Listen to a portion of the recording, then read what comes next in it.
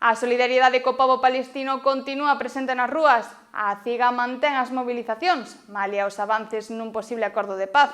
E a cidadanía insiste en que non hai confianza mentres non se vexan feitos reais. A loita en favor do pobo palestino segue en alza entre a cidadanía española. A pesar das recentes novas sobre o acordo de paz que se está levando a cabo entre Israel e Palestina, as folgas convocadas pola CIGA seguen adiante até que se vexa que se cumprimenta o parón da guerra. A importancia de... Sí, a concentración está incluída dentro dos paros que ten convocado a CIGA de 4 horas, non? Desde as 10 hasta as 2 da tarde, no horario de mañán, despois outras 4 horas no horario de tarde e hubo esta noite outro paro de 4 horas. Moita xente se pregunta que por que non desconvocamos a que está asinado o acordo de paz.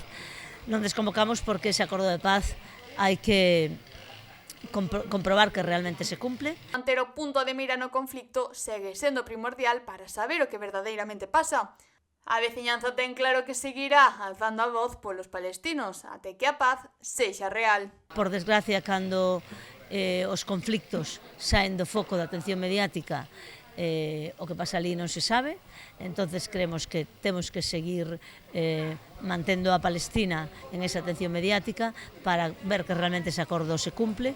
No medio deste conflito armado xa se levaron a cabo outros acordos de paz que acabaron sendo rachados, sendo esa a principal razón da desconfianza da cidadanía. O que si está claro é que esta guerra acarreou moita destrución ao redor de Palestina, un territorio que terá que poñer todo de sí para volver a sair adiante. A Palestina é un pobo que durante moito tempo ten asinado acordos que se cumpliron, que o cumplimento lento para reconstruir, xa non digo reconstruir, para ir recobrando a normalidade, auga, comida, medicamentos, que os centros de saúde e os hospitales volvan a funcionar con normalidade, que foron uns centros que foron atacados sistemáticamente en este conflicto. En este conflicto se incumpliu algo básico que ao non ataque aos centros sanitarios. Moitos compañeros nosos falleceron, están feridos, moitos pacientes que estaban nos centros para ser atendidos foron asesinados en esos mesmos centros. A mensaxe por parte da poboación é contundente. Ese conflicto non foi unha guerra, senón un xenocidio.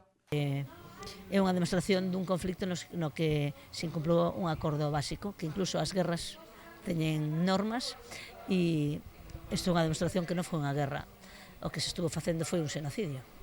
Tras a devastadora realidade sufrida, gárdase a esperanza de que o acordo de paz entre Palestina e Israel se cumpra na súa totalidade, poñendo fin así ao sufrimento, destrución e á morte sen fin.